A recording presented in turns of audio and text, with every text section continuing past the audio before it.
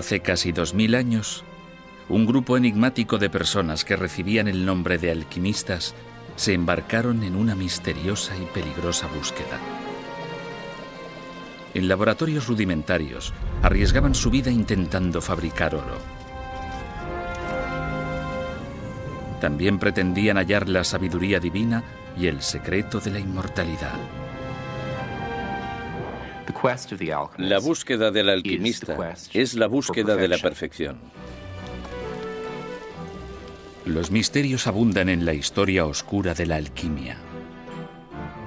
¿Quedan todavía símbolos místicos de la alquimia en las grandes catedrales de Europa? ¿Fue un brillante alquimista del Renacimiento el primero en crear vida en un tubo de ensayo? ¿Enloqueció Isaac Newton, uno de los mayores cerebros de la historia, por su secreta obsesión por la alquimia?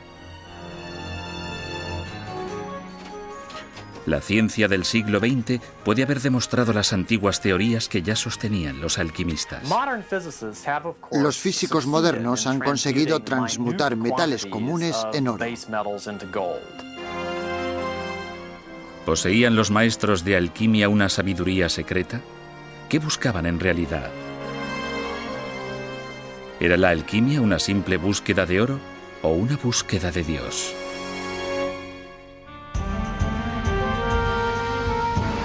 Alquimia, magia o ciencia. El sueño dorado.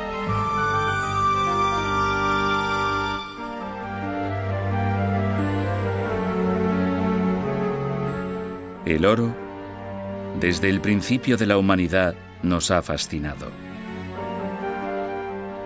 Muchos lo han codiciado por lo que se puede comprar con él. Otros lo han venerado como un símbolo de lo que anhelamos ser. El oro es el metal perfecto. Un anillo de oro no se corroe aunque esté sumergido en agua de mar. La plata, el hierro e incluso el plomo se degradan con el tiempo. Los faraones de Egipto fueron los primeros en extraer oro hace unos 5000 años. Quizás no es de extrañar que, en esta tierra de dioses y oro, la búsqueda de riqueza y del saber divino estuvieran destinadas a ser una misma cosa en la empresa enigmática y oculta que pretendía transmutar metales menores en oro y conseguir la perfección del alma humana, el antiguo arte de la alquimia.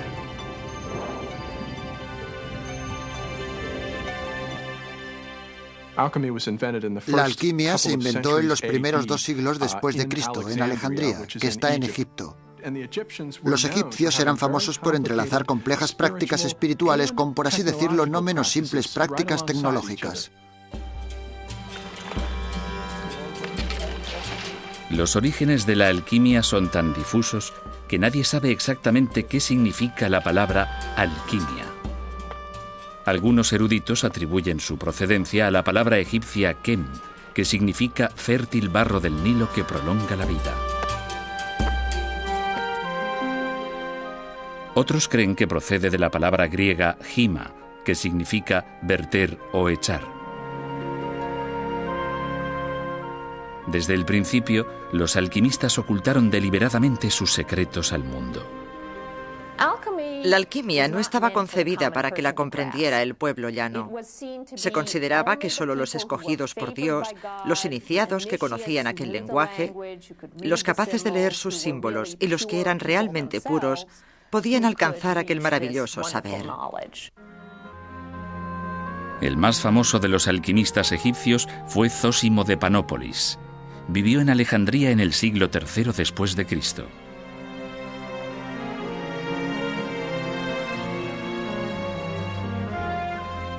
Fue el primero en describir el esquivo talismán todopoderoso que todo alquimista debía poseer para tener éxito en su empresa. Se trataba de un enigma mineralógico conocido como la piedra filosofal.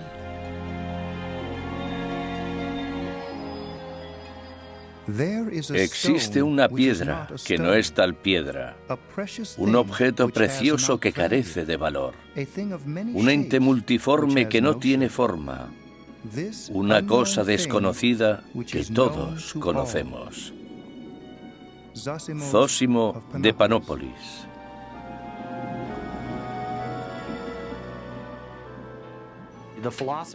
Por lo general, la piedra filosofal se representaba como una sustancia muy densa, cristalina, de color rojo o amarillo, y se creía que con una insignificante porción de dicha sustancia se podía transmutar una gran cantidad de mercurio o plomo en oro.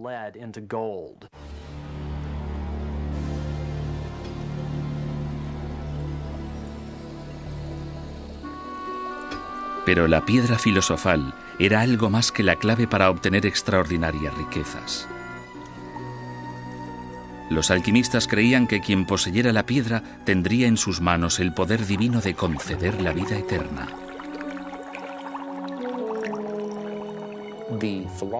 La piedra filosofal era la quinta esencia de la perfección. Todo cuanto la piedra filosofal tocara se convertiría en perfecto. Si se tocaba a alguien con ella, se transmutaba a esa persona en perfección. Se la liberaba de todas las dolencias fruto de la edad, enfermedades, males y, por supuesto, de la muerte. En sus talleres oscuros, calurosos y llenos de humo, los alquimistas se esforzaban por crear la piedra filosofal siguiendo antiguas fórmulas místicas, mezclando, fundiendo y disolviendo minerales en un extraño proceso al que llamaban transmutación, parte metalurgia, parte mitología.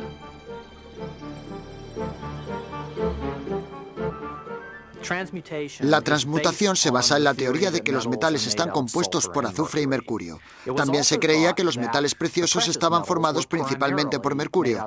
Por ejemplo, se consideraba que el oro era mercurio casi en estado puro con un poco de azufre, lo que le confería su color amarillo.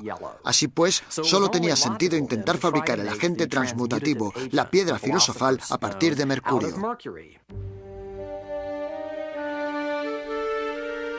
Pero los no iniciados no le veían mucha lógica al extravagante mundo de la alquimia. Los libros de alquimia escondían los secretos de la transmutación entre páginas indescifrables de imágenes violentas, eróticas y monstruosas.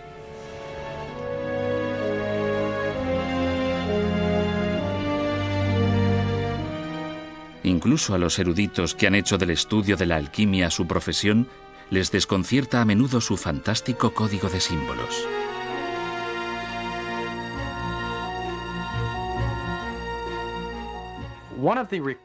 Una de las imágenes recurrentes más impactantes en alquimia es la imagen de un hombre y una mujer unidos en uno, un hermafrodita. Me gustaría saber exactamente qué tenían en mente los alquimistas al utilizar esta imagen tan extravagante y grotesca. Por una parte, parece simbolizar la unión entre lo volátil y lo estable, lo no volátil. Por otra parte, la unión entre el cuerpo y el alma. Y por otra, la unión entre el bien y el mal. Valdría la pena contar con un alquimista y presionarlo acerca del significado de este símbolo hermafrodita.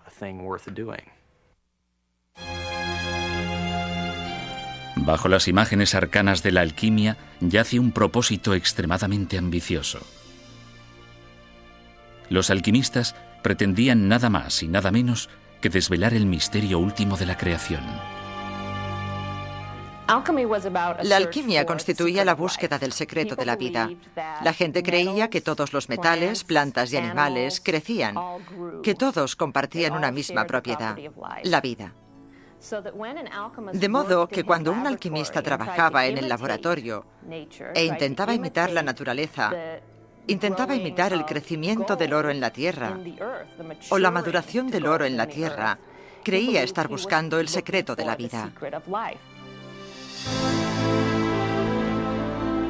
Los secretos de la alquimia perduraron a lo largo de siglos de caos, durante la caída del Imperio Romano y la decadencia de la civilización clásica.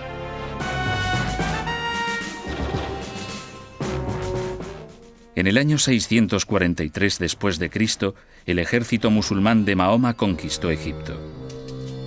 Mientras Europa languidecía en su oscura época medieval, fueron los alquimistas árabes quienes cultivaron y perfeccionaron el arte de la alquimia.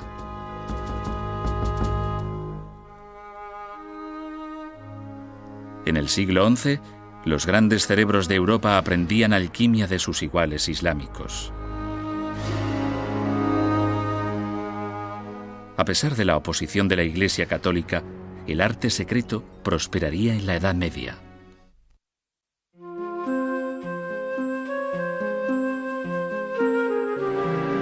El arte secreto.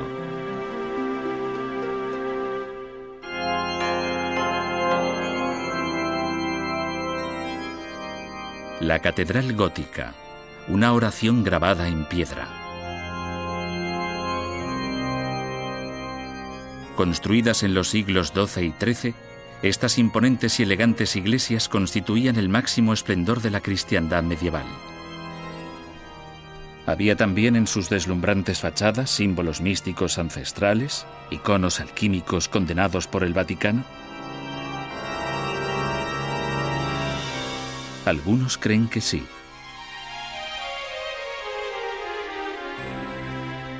La Catedral de Notre-Dame de París. Cinceladas bajo las majestuosas esculturas de Cristo y de los santos, hallamos curiosas figuras paganas. Una mujer muestra un lagarto, al parecer rodeado por las llamas. Un soldado lucha bravamente contra enemigos invisibles. Una figura desconocida examina un frasco misterioso. Al igual que los símbolos cristianos, carecen de sentido, pero aparecen con frecuencia en la alquimia. No cabe duda de que hay símbolos alquímicos en Notre-Dame y en la mayoría de las catedrales. Si observamos los nichos de Notre-Dame o de las demás catedrales, encontraremos figuras con escudos que contienen imágenes. En una de ellas vemos a una mujer con un escudo en el que se observa una salamandra rodeada por el fuego. Las salamandras son animales acuáticos que segregan un líquido lechoso que las protege de las llamas durante un breve espacio de tiempo. Es posible que resistan lo suficiente como para salir ilesas de entre las llamas, de modo que en la época medieval surgió la creencia de que la salamandra era una criatura del fuego y por tanto inmune a él. El significado de las misteriosas imágenes de Notre-Dame sigue siendo polémico. A pesar de todo, los alquimistas siguieron con su antigua búsqueda secreta durante la Edad Media, a veces desde el mismo seno de la Iglesia Católica.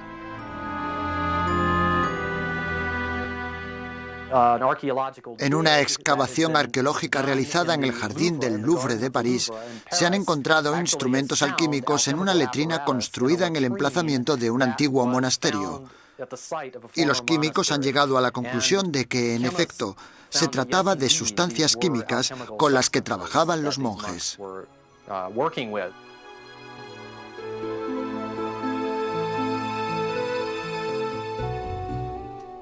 Uno de los alquimistas más famosos del mundo medieval fue un fraile inglés del siglo XIII llamado Roger Bacon, considerado el científico más brillante de su tiempo.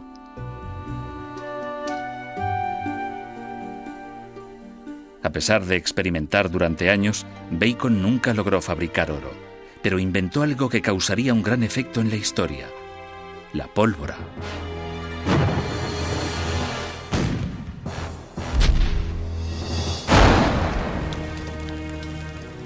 A medida que la fama de Bacon se extendía, también se extendieron rumores siniestros sobre lo que ocurría en su laboratorio. Se murmuraba que podía invocar al demonio y que había fabricado una cabeza parlante de metal y un espejo que predecía el futuro.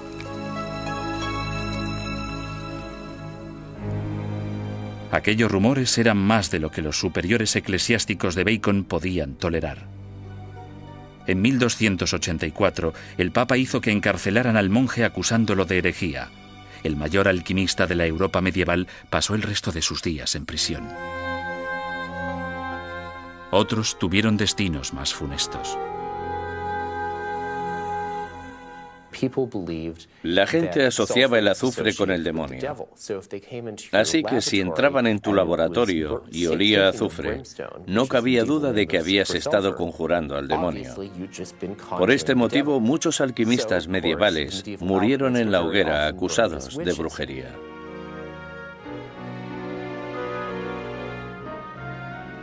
En 1317, 33 años después de que apresaran a Roger Bacon, el Papa Juan XXII decidió acabar con los alquimistas de una vez por todas. La alquimia queda terminantemente prohibida y aquellos que la practiquen serán castigados.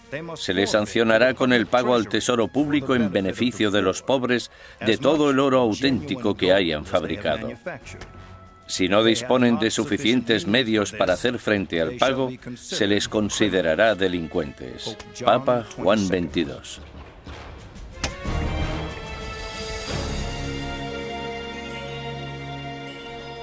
A pesar de la prohibición papal, muchos alquimistas perseveraron a sabiendas de que su vida corría un grave peligro, tanto por aquellos que les perseguían físicamente como por las sustancias que manipulaban a diario. Hay que recordar que la mayoría de alquimistas experimentaban con mercurio y azufre. Entre los compuestos químicos que pueden elaborarse con estos elementos se incluyen el fulminato de mercurio, que es el principal componente químico de los detonadores, y todos los distintos compuestos de azufre que se usaba para la pólvora. Si el hacer fulminato de mercurio se vertía en el momento equivocado, se podía hacer volar el horno, a uno mismo y el laboratorio entero, hecho que sucedía muy a menudo en la Edad Media. Algunos quedaban mutilados y muchos otros simplemente desaparecían para siempre.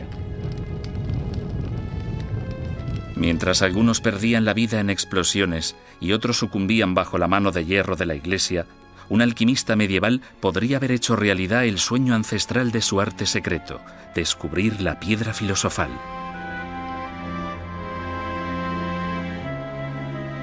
A mediados del siglo XIV, un humilde escribano, Nicolas Flamel, que vivía en París, se ganaba la vida modestamente copiando manuscritos. Durante décadas, intentó también descifrar los símbolos secretos de la alquimia.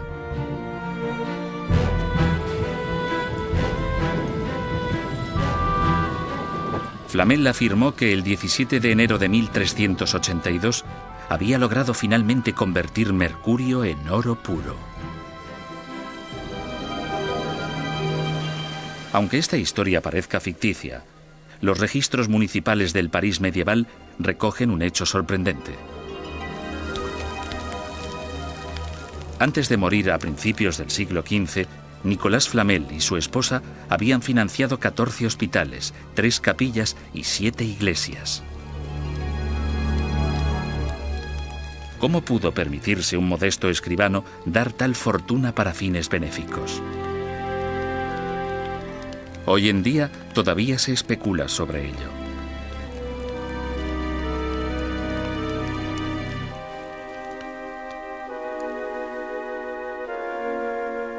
La leyenda envuelve incluso la muerte de Flamel. Durante siglos se ha rumoreado que la piedra filosofal le había concedido otro de los sueños de los alquimistas, la vida eterna.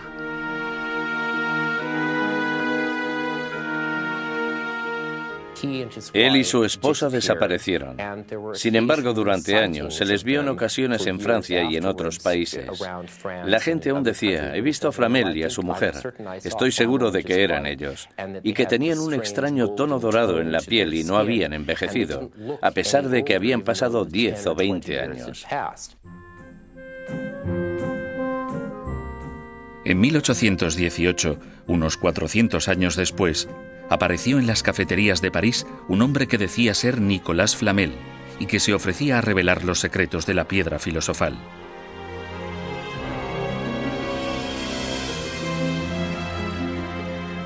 La leyenda de Nicolas Flamel quizás solo fuese una fantasía para mantener viva la esperanza y alentar a aquellos que trabajaban en vano por descubrir la tan ansiada piedra filosofal. Pero mientras los alquimistas se afanaban en secreto a riesgo de despertar la ira del Vaticano, los tiempos iban cambiando a su favor.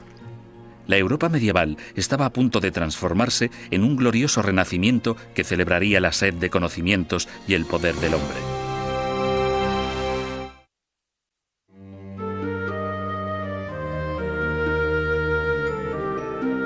Científicos y curanderos.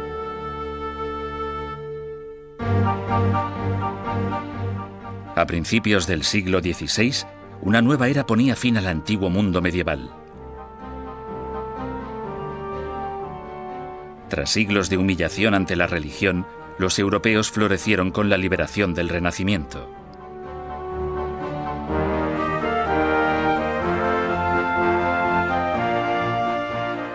El hombre dejó de limitarse a ser parte de la creación divina.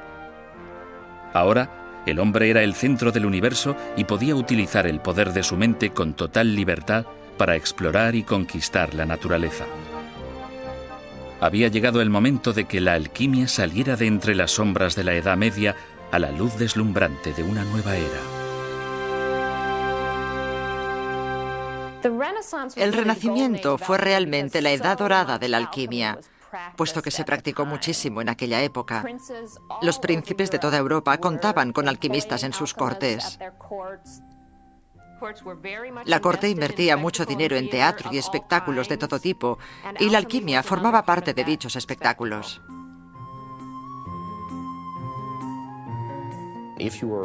Si eras un noble rico, tenías que tener un alquimista en la corte. Era como tener un astrólogo, un gigante, un bufón, un enano o cualquier otra persona a tu servicio. Era necesario para guardar las apariencias. En la década de 1580, el emperador del Sacro Imperio Romano, Rodolfo II, uno de los soberanos con más poder de Europa, tenía más de 200 alquimistas a su servicio trabajando cerca de su palacio de Praga, en un estrecho callejón al que llamaban Callejuela del Oro.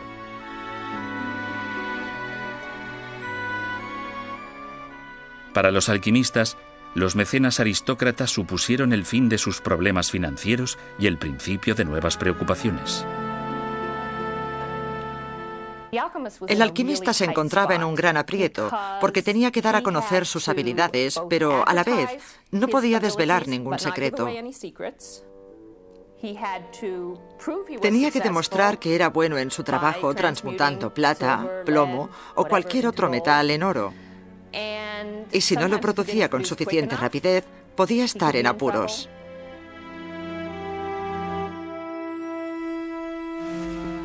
La historia recoge relatos espantosos de príncipes codiciosos que torturaban brutalmente a los alquimistas e intentaban forzarlos a revelar los secretos de su arte. Más de un alquimista se vio obligado a huir para salvar la vida al no materializarse el oro que había prometido. Sin embargo, a pesar de los riesgos que comportaba, el aliciente de vivir a expensas de un noble hizo de la alquimia una profesión popular en el Renacimiento y el fraude más habitual de la época. Si se examinan los registros legales, parece que en la mayoría de casos se torturaba y ejecutaba a los alquimistas por charlatanería. De hecho, sucedía con mucha frecuencia. Se les acusaba de producir oro falso en lugar de oro auténtico. El soberano evidentemente se enfurecía y ordenaba ejecutar al alquimista, por lo general en la horca, a veces dorada, vestido con ropas del mismo color. Una muerte simbólica apropiada para un alquimista.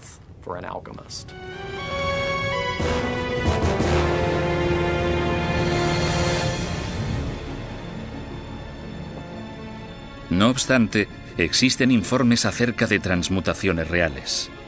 Hoy en día nos sorprenden este tipo de misteriosas afirmaciones.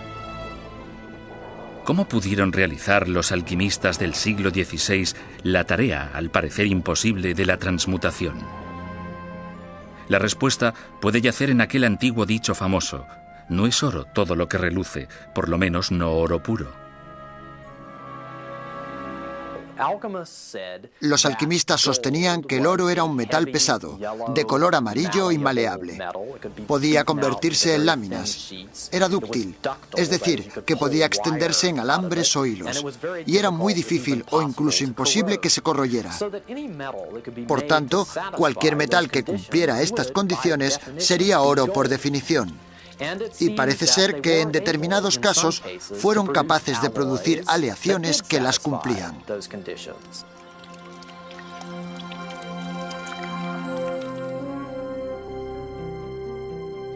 Encabezando este mundo tumultuoso de codicia, misticismo y engaño, destacaba el personaje misterioso de Theophrastus Bombastus von Hohenheim, más conocido como Paracelso.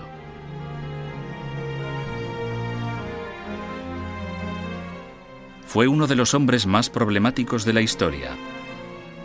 De su segundo nombre, Bombastus, surgió en español el adjetivo bombástico, que hace referencia a aquellos que son excesivamente pretenciosos y grandilocuentes. Pero a pesar de su presuntuosidad, Paracelso tenía mucho de qué presumir, puesto que fue él quien dio a la alquimia una nueva y noble utilidad. Mientras los demás alquimistas de su tiempo se esforzaban en conseguir oro para los príncipes, Paracelso utilizaba el arte secreto para remediar el sufrimiento humano. Paracelso es uno de los personajes más extravagantes de la historia de la medicina. Fue muy respetado, pero también muy odiado. Era conocido por haber hallado cura a varias enfermedades que todo tipo de tratamientos tradicionales no habían conseguido remediar.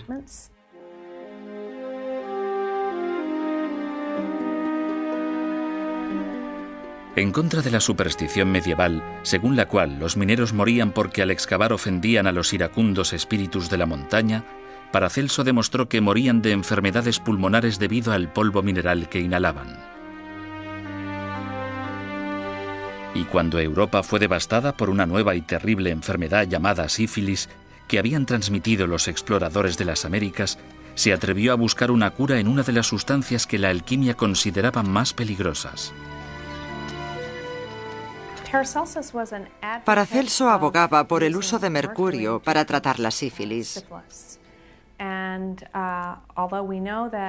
Y aunque sabemos que el mercurio, en estado puro, es bastante tóxico para el cuerpo humano, tratado químicamente, puede transformarse de forma que no sea letal para el hombre.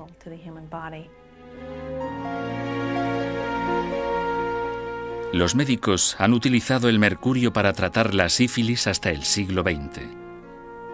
Se recuerda a Paracelso como uno de los mejores médicos de la historia, epitafio que podría haber escrito él mismo sin ningún problema, ya que él era el primero en vanagloriarse de haber creado vida humana.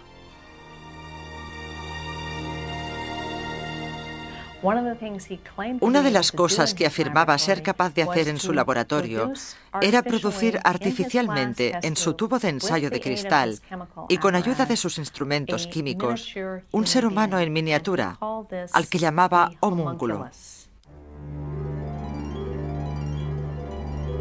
Lejos de ocultar cómo había creado a su homúnculo, Paracelso publicó abiertamente la fórmula. En un recipiente hermético se introducía esperma humano. Luego se enterraba durante 40 días en excrementos de caballo. Después se imantaba y finalmente se le alimentaba con sangre humana. El resultado, según Paracelso, era un ser humano totalmente funcional. Puede criarse y educarse como cualquier otro niño, hasta que crezca y sea capaz de valerse por sí mismo. Paracelso.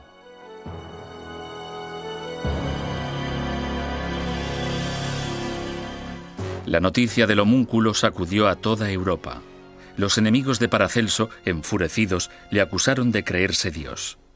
En cambio, los alquimistas que le apoyaban se apresuraron en crear sus propios homúnculos en los laboratorios. Muchos afirmaron haberlo logrado, pero extrañamente nadie mostraba su homúnculo, ni siquiera Paracelso. Al final, la altivez de Paracelso terminó por el temor de lo que había hecho, y dijo al mundo que había acabado con el ser viviente que una vez se había jactado de crear.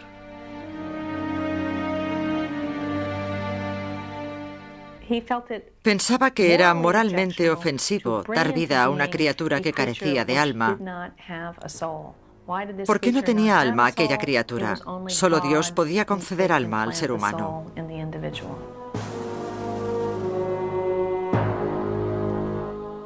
Paracelso murió en 1541. Paradójicamente, su capacidad de innovación pudo ser el detonante de la posterior desaparición de la alquimia. En el siglo XVII, una nueva ciencia experimental inspirada en el trabajo de Paracelso estaba desprestigiando el arte ancestral. No obstante, aunque Europa se adentraba en la época de la Ilustración, los oscuros secretos de la alquimia no perdieron su atractivo.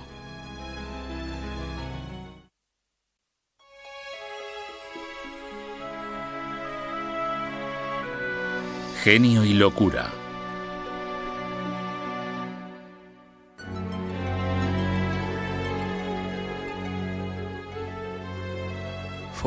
Para cada acción existe una reacción igual y opuesta.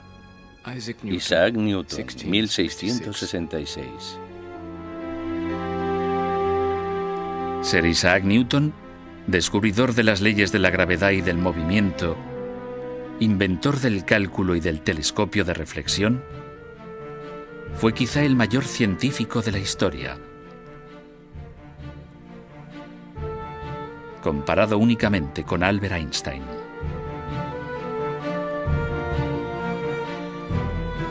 Newton se hizo famoso en vida por sus experimentos en física. Pero pocos sabían que Isaac Newton llevaba a cabo otros experimentos en secreto que ocultó obsesivamente hasta el día de su muerte. Isaac Newton era un apasionado alquimista.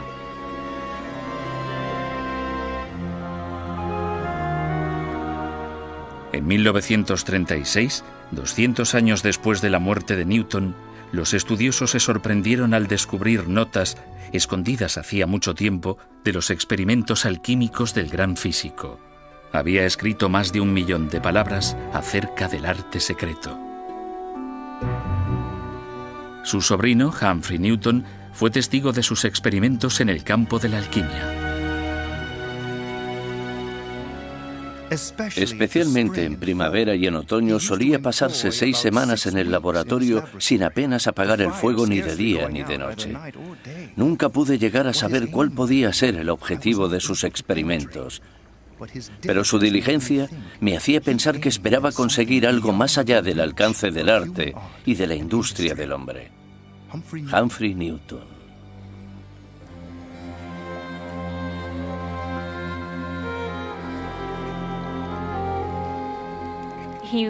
Creía en la filosofía mecánica, según la cual la materia solo está formada por partículas en movimiento, pero era demasiado limitada para él, y lo que realmente buscaba en la alquimia eran los principios vitales de la naturaleza, la vida secreta de la naturaleza, de la materia.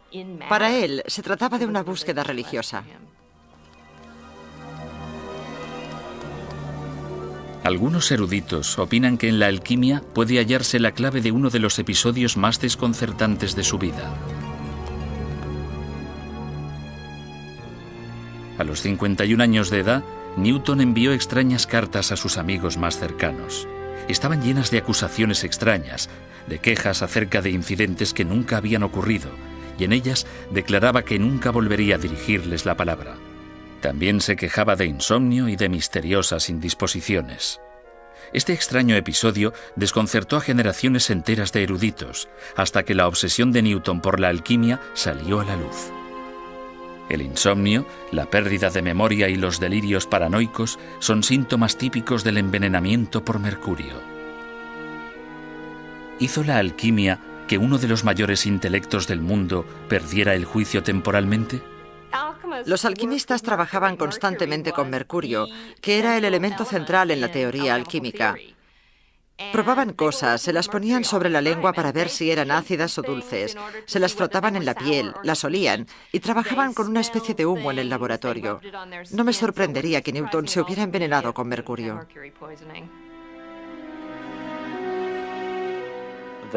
Existen pruebas obtenidas a partir del análisis reciente del cabello de Newton que demuestran que la concentración de mercurio era muy superior a la normal.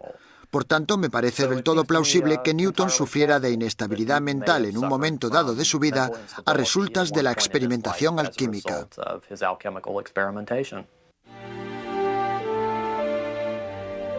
Isaac Newton se recuperó de su misteriosa crisis y vivió hasta la edad de 85 años. Murió en 1727.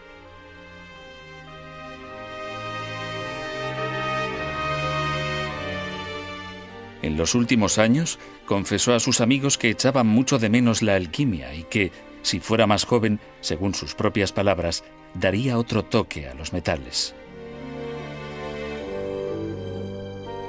Pero a finales del siglo XVIII, los científicos respetables ya no creían que los metales fueran seres vivos. Tan solo unos pocos excéntricos y estafadores seguían practicando la alquimia. Tras siglos fascinando a los mayores cerebros de Europa, la alquimia parecía destinada a convertirse en la chatarra de la historia, una reliquia obsoleta perteneciente a un pasado iliterato. Pero el ancestral arte místico se negaba a morir.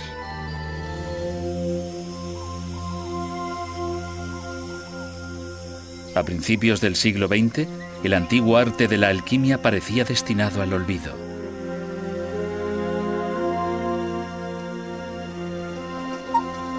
Hacía tiempo que había quedado relegado a una mera curiosidad histórica. Pero entonces resurgió el interés por la alquimia de forma repentina en la década de los años 20, cuando uno de los cerebros más destacados de Europa hizo una declaración asombrosa. El psicólogo suizo Carl Gustav Jung, antiguo discípulo de Sigmund Freud, se había separado de su maestro para fundar su propia escuela de psicoterapia.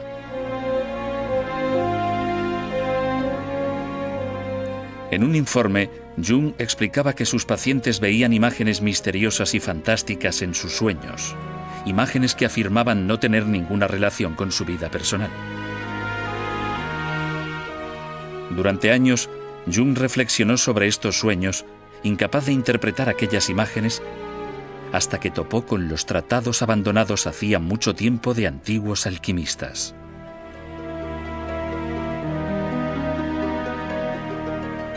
Examinando sus símbolos arcanos, Jung descubrió para su asombro que eran muy parecidos a las imágenes que aparecían en los sueños de sus pacientes. Estaba convencido de que las extrañas imágenes de la alquimia eran mensajes de curación física procedentes de las profundidades del inconsciente que se aparecían a las almas atormentadas de todos los tiempos.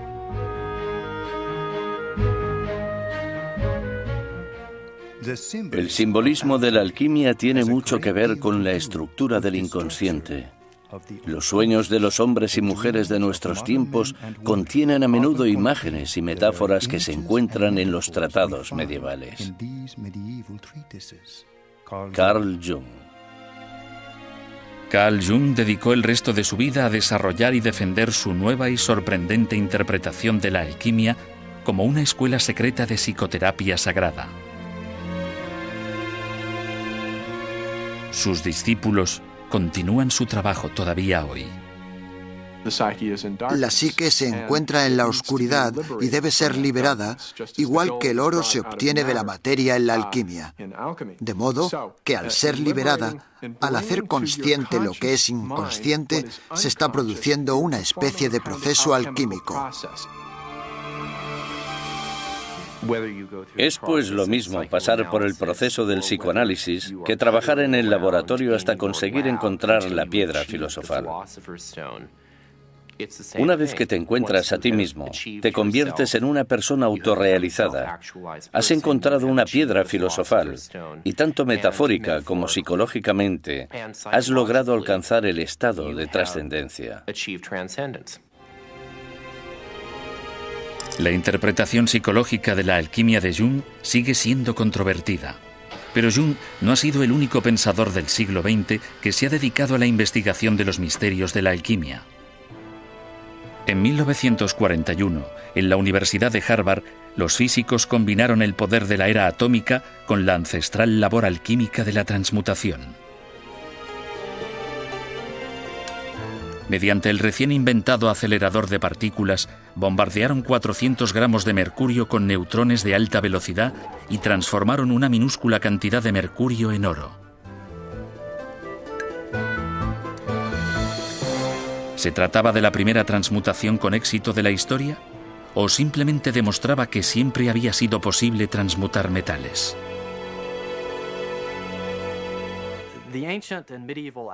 Los alquimistas no disponían de la energía que hay en un acelerador nuclear moderno o ciclotrón. Y de hecho, no es justificación suficiente para pensar que los alquimistas fuesen capaces realmente de transmutar metales solo porque los físicos modernos sí pueden. Pero, por otra parte, sí que ofrece una justificación actual de su teoría, de la creencia de que los elementos podían transmutarse.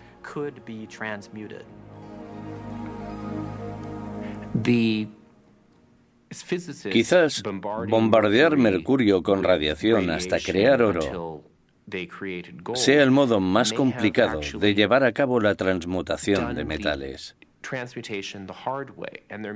Quizás haya un método más sencillo de transmutación, encerrado en los manuscritos de los alquimistas y en los grabados de la catedral. El experimento realizado en Harvard, por el cual se obtuvo una minúscula transmutación de oro, no supone, a mi modo de ver, una justificación de la alquimia, aunque es un experimento interesante. Lo que me parece importante es intentar encontrar la energía subyacente que el alquimista concibió y con la que trabajó. Creo que no es tan importante demostrar que es posible transmutar metales. Para mí, eso es un hecho.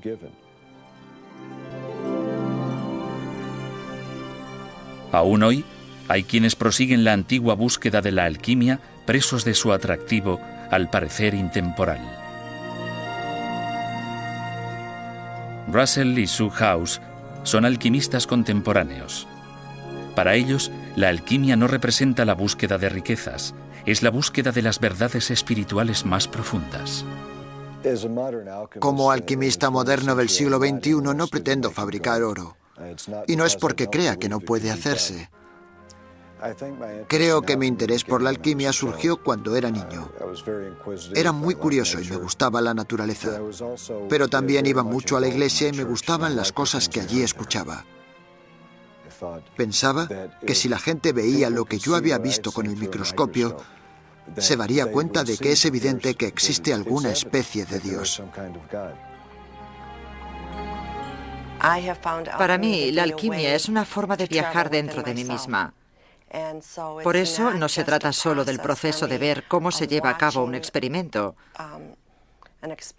sino que el experimento se produce en mi interior y descubro partes de mí que ni siquiera sabía que existían. Me apasiona ser capaz de incorporarla a mi vida y utilizarla y crecer a partir de ella. El misterio de la alquimia sigue intrigándonos y nos transporta a la ansiada búsqueda del oro, de Dios y de la vida eterna. Un sueño que todavía hoy es tan poderoso como lo fue a lo largo de los últimos 2000 años.